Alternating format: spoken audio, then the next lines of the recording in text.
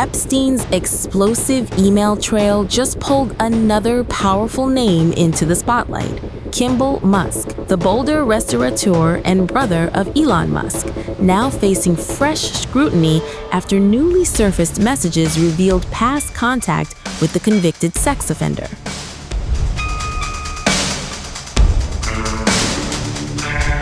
The documents published by the U.S. Department of Justice show that years after Jeffrey Epstein's 2008 conviction, Kimbal Musk appeared in multiple email exchanges, including a September 2012 message where he wrote, "Let Jeffrey and his friends know they are invited tomorrow night."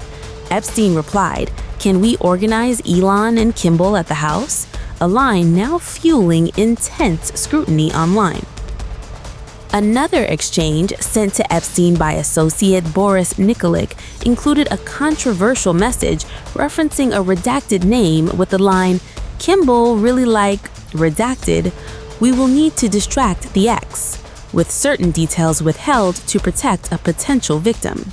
The files reportedly contain 138 mentions of Musk's name, adding to the growing attention around the release. Emails also show that an assistant from the Kitchen Restaurant Group arranged a meeting at Epstein's New York home in October 2012, writing, "Jeffrey said yes to having Kimbal come to his home at 11:30 on Sunday." Just 2 days later, Kimbal Musk emailed Epstein saying, "Great to hang out today. Many thanks for connecting me with redacted. I believe you both played a role." A reply from Nikolic warned, "You better be nice.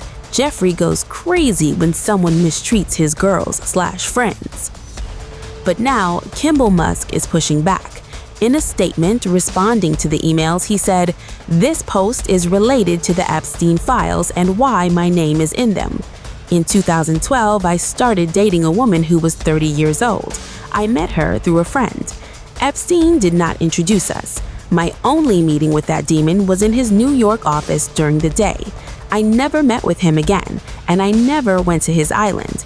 The reason he has so many emails from me is because he was subscribed to a newsletter I sent out to thousands of people every few weeks.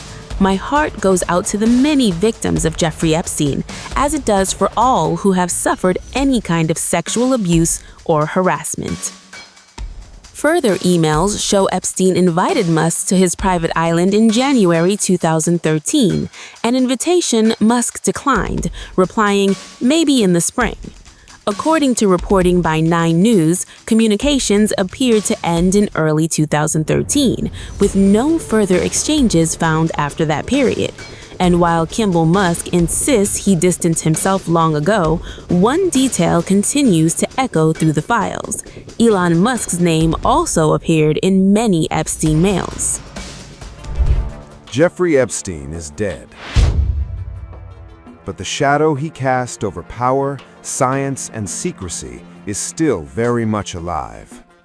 Before his death in a New York jail cell in 2019, as he awaited trial on federal sex trafficking charges, Epstein allegedly nurtured a vision so disturbing it sounds almost fictional.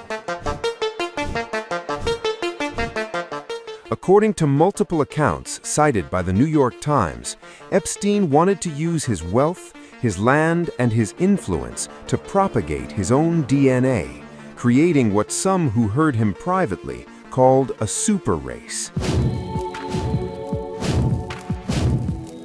For years, Epstein spoke openly to scientists, advisors, and business figures about a plan centered on his vast New Mexico property, a 33,000 square foot estate known as Zorro Ranch outside Santa Fe.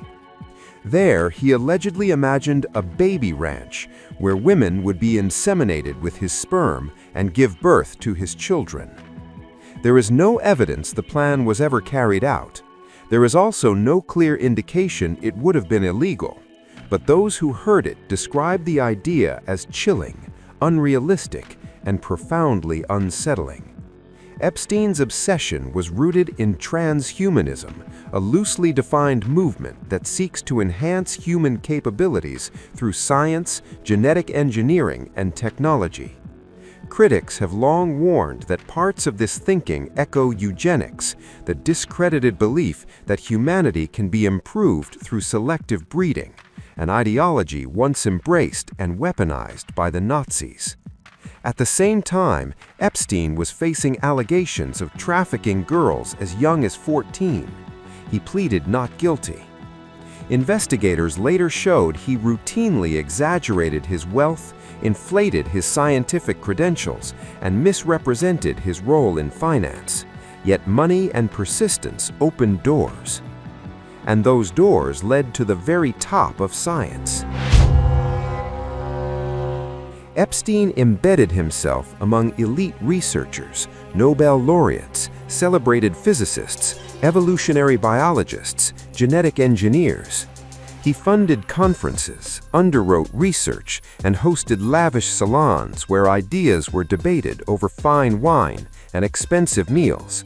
Some scientists later admitted the promise of funding dulled their concern over Epstein's criminal past. At Harvard, he helped establish the Program for Evolutionary Dynamics with a $6.5 million donation. Conferences he sponsored were held in the U.S. Virgin Islands. On one occasion, guests, including Stephen Hawking, boarded a submarine chartered by Epstein. At these gatherings, Epstein spoke bluntly. He criticized efforts to reduce starvation and expand healthcare in poorer countries, arguing they increased overpopulation. When challenged, he reportedly bristled. From the early 2000s, Epstein told multiple people he wanted as many as 20 women pregnant at once at Zorro Ranch. A woman identifying herself as a NASA scientist said he described it in detail. Others heard the plan repeated by third parties, proof the idea was not just private fantasy.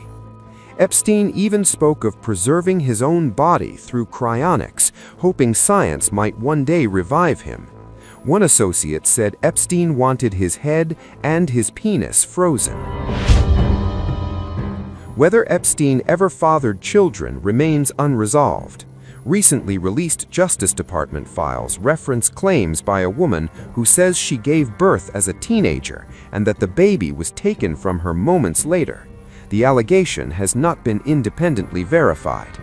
No children appear in Epstein's will. But the questions remain about power, secrecy, science, and how close something unthinkable may have come to reality.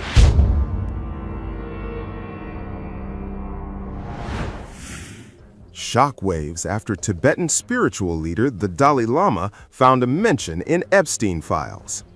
The name Dalai appears at least 169 times in the recently released Jeffrey Epstein files, according to CGTN, citing records published Thursday on the U.S. Department of Justice website.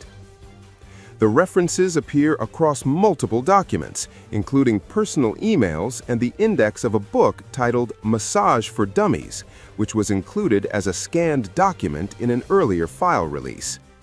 One email dated October 21, 2012, sent to Epstein by a redacted sender, states that the sender wanted to attend an event on island that Dalai Lama is coming. Epstein replied, "Go to event." Many of the references to Dalai originate from Joichi Ito, the former director of the MIT Media Lab, who resigned in 2019 after disclosing that the lab had received $1.7 million in funding from Epstein. Another email from 2015 mentions first step would be to meet Tenzin. His student who runs the Dalai Lama Center can get us the Dalai Lama. And a subsequent message reads, "I'm working on the Dalai Lama for dinner." The office of the Dalai Lama has issued a statement denying claims that the Tibetan spiritual leader was connected to the late financier Jeffrey Epstein. Some recent media reports and social media posts concerning the Epstein files are attempting to link His Holiness the Dalai Lama with Jeffrey Epstein, the statement posted on the Dalai Lama's official X account said. The U.S. Department of Justice, DOJ, recently released an enormous trove of materials related to Epstein, including more than 3 million documents, over 2,000 videos, and roughly 180,000 photographs. These files form part of the Epstein Files Transparency Act disclosure, containing grand jury transcripts, investigative records, and other official documents. While some pages are heavily redacted, the release has drawn global attention. American journalist and consultant Michael Wolff, who previously advised Epstein, recalled on a podcast with Daily Beat host Joanna Coles that he met the Dalai Lama at Epstein's Manhattan residence. Wolff confirmed, yeah, indeed, noting that Epstein often hosted prominent figures at his New York home. However, the Dalai Lama's office has clarified that any such encounters were not arranged or sanctioned. The 90-year-old Buddhist leader has faced occasional controversies. In 2023, a video surfaced showing him inappropriately interacting with a young male student, prompting public backlash. In the video, he asks the young boy to suck his tongue.